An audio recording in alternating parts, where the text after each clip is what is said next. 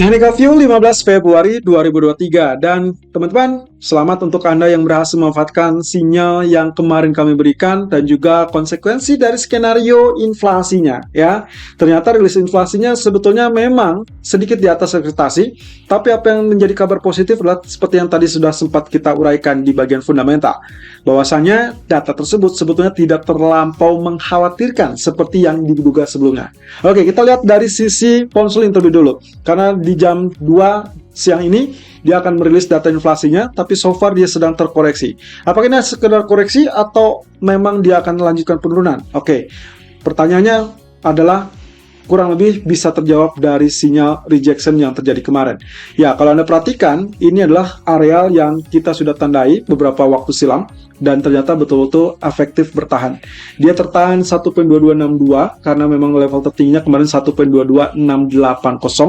Jadi hanya sedikit tail, tapi apa yang terjadi? Closing price atau closing candle-nya kembali ditutup di bawah 61.8%. Itu artinya ini hanya sekedar false breakout dan akhirnya kita melihatnya posisi penurunan. Nah, sekarang pertanyaannya adalah apakah dia akan mampu untuk tembus lagi di bawah 1.2128 apa tidak? Karena kemarin saat dia terjadi rejection pun dibantu dengan penguatan US dollar sementara saat rilis data inflasi Amerika.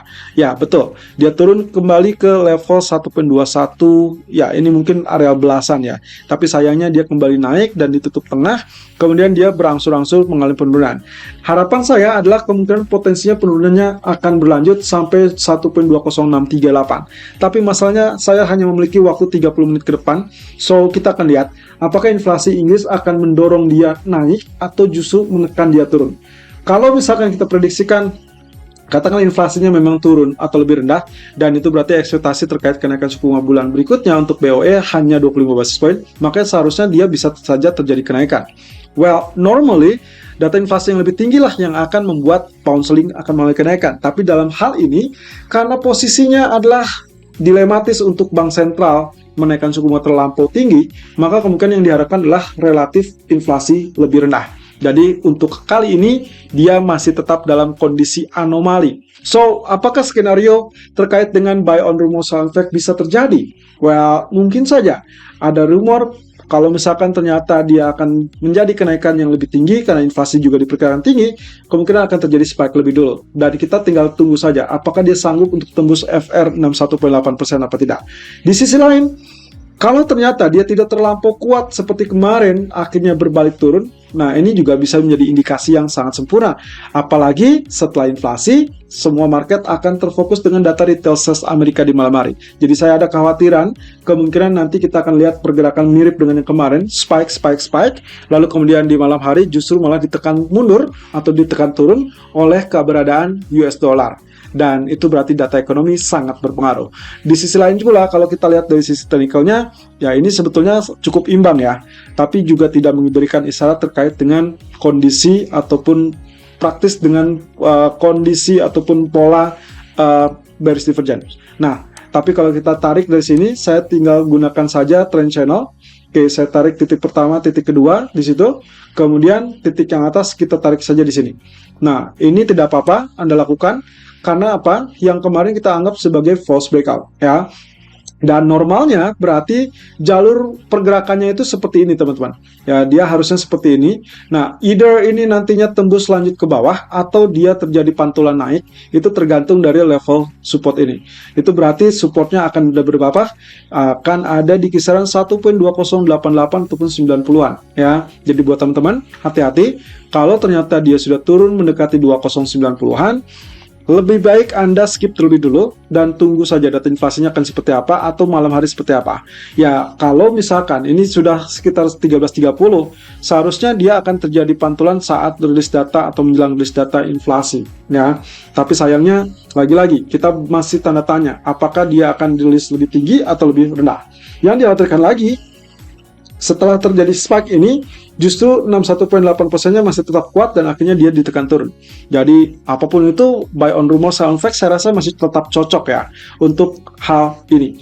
Secara keseluruhan, ini adalah bearish flag ya. Bearish flag sehingga kita tidak mengharapkan kenaikan menembus zona resistennya, karena kalau itu terjadi berarti flagnya tidak terjadi atau tidak terwujud, dan itu berarti sinyal untuk penurunan. Nah, itu sebabnya kalau kita lihat dari suggestion untuk hari ini, oke, ini adalah area yang kita lihat tadi pagi. Kita ingin atau menantikan sell on rally di kisaran 1.2200 ataupun 1.2220 dengan harapan tidak tembus FR 61.8%. Kalau tembus ya Anda cukup gunakan stop loss di 2280-an. Itu berarti sedikit di atas high kemarin ya. Dan kemudian Anda boleh switch posisi menjadi buy kalau memang dia betul-betul confirm tembus, tidak seperti yang kemarin false breakout. TP-nya di berapa? TP pertama itu adalah untuk sell di 1.2140 ataupun 2080. Berarti persis ya dengan area yang ada di sini itu adalah level 1.2080-an atau 2090-an. Kemudian untuk crude oil sendiri posisinya cukup menarik teman-teman. Ini cukup menantang karena inverse head and shoulder. Nah, Anda seperti yang Anda lihat di sini, kondisinya sedang diuji ya. Kita tinggal tunggu apakah dia bisa tembus lanjutan apa tidak. Karena kalau tembus, betul-betul tembus, kemudian ditutup di bawah area katakanlah neckline, maka ini menggagalkan inverse head and shoulder-nya ya. Ini akan menggagalkan inverse head and shoulder-nya. Tapi kalau ternyata katakanlah dia ditutupnya kembali di atas level ini, katakanlah misalkan dia berbalik di sini, nah maka kita bisa berharap ini adalah hanya sekedar correction ya. Jadi kita masih bisa berharap inverse head and shoulder masih tetap berlaku untuk ya mungkin beberapa periode ke depan. Ada cara lain yang bisa Anda lakukan, yaitu dengan menarik garis area. Ya, ini misalkan kita lakukan di sini. Nah, kalau misalkan kita ambil ini, kemudian bagian sini juga kita ambil, maka kita akan sedang melihat dari posisi triangle atau bahkan falling wedge. Ya, falling wedge-nya mirip dengan segitiga. Kemudian nantinya diharapkan ini akan terpantul dan ya, rejection di sini akhirnya mendorong dia naik.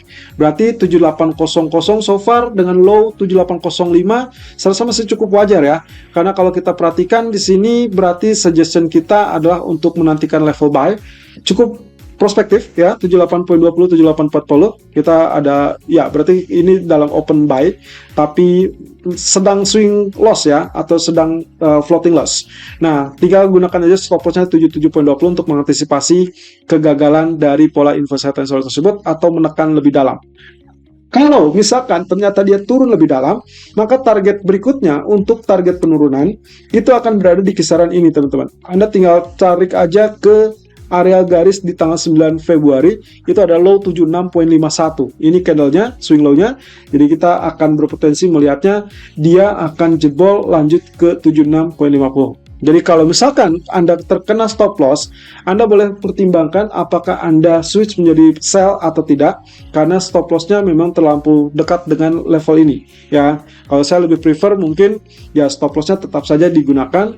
Yang terpenting adalah nanti malam apakah transaksi akan berlanjut dengan kenaikan atau tidak. Kalau dari proyeksi permintaan OPEC yang dimunculkan tadi bahwasanya ada kecenderungan peningkatan permintaan, maka seharusnya ini bisa kembali naik ya. Tapi catatan lagi, data di malam hari nanti akan muncul dengan crude oil inventories dari IEA yang kemungkinan kalau misalkan datanya relatif lebih lemah, artinya stoknya relatif lebih rendah, otomatis ini akan kembali bangkit atau kembali naik. Tapi kalau stoknya ternyata melimpah, well, of course ini akan tertekan di bawah $76 kembali. Kemudian terakhir dari sisi gold, dan kita akhirnya dalam fase yang memang menantikan sinyal kembalikan teman-teman. Tapi tunggu dulu, kita akan melihat terlebih dulu apa yang pernah kita sampaikan waktu di live streaming hari Senin. Oke, jadi kita menyampaikan kalau ternyata inflasinya lebih tinggi dari ekspektasi, maka ada potensi dia turun dan kemungkinan zigzag seperti ini ya. Walaupun kita sempat memperkirakan levelnya sebetulnya di 1825, tapi sayangnya sampai saat ini tidak terbukti teman-teman, dan itu tertahan di level 1843. Nah, di sisi lain kita juga sudah sempat sebutkan di beberapa video outlook ataupun di technicalnya kemarin kita sebutkan bahwa 1842.90-an itu adalah level support 50% Fibonacci dari grafik daily. Jadi sebetulnya dengan penurunan yang relatif tertahan di 1842 itu merupakan isyarat bahwa dia akan siap berbalik. Itu pula yang kita lihat dari sinyal candlestick atau closing price dari candlestick daily ya. Dari kita lihat dari daily itu ditutup dengan posisi candle seperti ini. Badannya tipis tapi tail atas sepertinya lebih panjang ya. Jadi saya anggap ini adalah inverse hammer atau inverted hammer, berarti ada harapan untuk kenaikan. Nah, Anda bisa lihat di sini 50% Fibonacci retracement yang dimaksud ini masih tetap efektif, kecuali kalau ada tekanan karena areal ataupun terkait dengan retail sales nanti malam, kita harus waspadai 18.15. Dan ingat catatan yang pernah kita berikan kemarin waktu live streaming dan juga beberapa hari terakhir, posisinya adalah perhatikan ini. Selama tidak tembus, maka berarti dia masih tetap dianggap hanya sekedar koreksi dari pola uptrend ya. Jadi itu yang juga harus teman-teman ingat. Nah, untuk saat ini emasnya sudah bergerak turun 1843, sementara level buy yang kami berikan ataupun rekomendasikan itu berada di kisaran 1845 1847. Oke, stop lossnya kita adalah 1839, tapi saya tulis di situ stop loss ideal sebetulnya 1835. Nah, entah apakah Anda sanggup untuk menuliskan 1835 atau di bawahnya ya, atau mungkin Anda hanya sekedar membatasi kerugiannya lebih pendek. Yaitu kembali lagi kepada aturan ataupun trading plan Anda masing-masing. Karena semua orang akan berbeda trading plan-nya bergantung daripada equity. Kalau terlalu besar, ya sebaiknya Anda cari level stop loss yang lebih kecil, walaupun dengan risiko mungkin lebih mudah kena. Tapi yang jelas kalau itu kena, berarti Anda tinggal switch posisi menjadi sell, itu pun dengan catatan kalau memang confirm turun di bawah level support tersebut. Ya, jadi tetap hati-hati dengan planning untuk merubah strateginya. Kemudian kalau kita lihat dari grafik keempat, lagi-lagi kita sedang menunggu. Rupanya dari apa yang sempat kita harapkan terkait dengan inverse head and shoulder, sepertinya belum terwujud atau bahkan tidak terwujud, teman-teman. Ya, mungkin ya kita akan melihatnya baru 1 atau 2 hari ke depan. Artinya retail sales nanti malam kita perkirakan akan seperti apa. Kalaupun misalkan kita ingin inverse head and shoulder, kita berharap ini naik. Kemudian nantinya dia akan terkoreksi dulu, artinya dia akan koreksi seperti itu, baru nantinya diharapkan dia lanjutkan kenaikan. Tapi kalau tidak pun, minimal ya katakanlah dengan triangle seperti ini atau kita sebut dengan falling wedge, maka harapannya kalau dilihat sepertinya ini cukup prospektif ya. Makanya di pagi hari tadi kita sudah sempat memberikan gambaran bahwasanya kemungkinan pergerakannya itu dalam fase penurunan seperti ini. Nah, masalahnya adalah mana yang kita tunggu? Apakah dia jebol atas atau ke bawah? Ya, kita sudah berikan di sini bahwasanya kalau penomoran warna hitam, maka seharusnya masih ada peluang koreksi lagi, 1 kali lagi, sampai kurang lebih zona support. Dan itu berarti hitungan hitam sudah benar ya. Dan itu hitungannya karena ternyata di sini Anda bisa lihat, kalau misalkan berdasarkan penomoran yang hitam, ini 1, ini 2, kemudian ini 3, ya. Ini 4, maka ini yang kelima. Jadi kita betul-betul sesuai dengan apa yang kita perkirakan. Kita tinggal tunggu nih, ini kira-kira jebol apa tidak? Ya, diharapkannya tidak jebol ya. Kalau tidak jebol, berarti yang namanya falling wedge sama sekali tidak terjadi. Well, of course, ini sekaligus juga mungkin saja kalau misalkan Anda ingin areal yang lebih pas, Anda bisa perhatikan zona-zona ini ya. Jadi kita punya 1833, 1823. Ini adalah areal sakral yang kemungkinan menurut saya akan menjadi teritori cukup efektif sebagai demand. Jadi sebetulnya kalau misalkan Anda kena SL untuk kali ini, perhatikan di malam hari, kira-kira dia akan tembus di antara ini enggak? Ya, ini adalah kisaran 1833, 1823.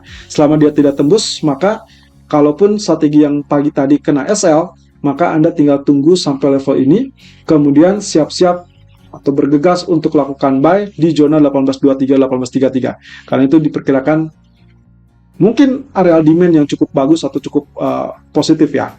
So, untuk strategi untuk kali ini, ya walaupun ini masih tetap berjalan, kita tinggal tunggu saja karena H1-nya pun tidak jauh berbeda. Ya, kita tinggal tunggu ini apa break atau tidak.